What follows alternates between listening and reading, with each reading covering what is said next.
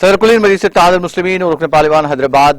Barrister Asad الدین اویسی اور رکن assembly کاروان اور ضلع انچارج سنگا ریڈی کوثر محی الدین کی ہدایت پر صدر مجلس ظہیر آباد محمد اطہر احمد وارڈ صدر محمد مجیب کے ہمراہ ظہیر آباد کے بلدی حدود میں واقع علی پور کے وینکٹیشورا کالونی اور کریم نگر کالونی کا دورہ کرتے ہوئے عوام سے ملاقات کی اور انہیں پیش آ رہے مسائل سے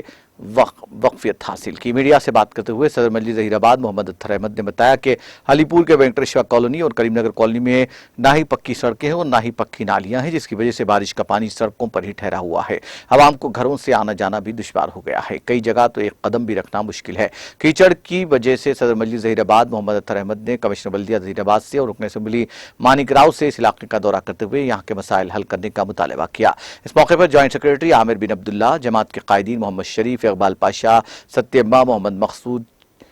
سید شیخ قطب الدین، شنکر، خواجہ جاوید کے علاوہ دیگر موجود تھے۔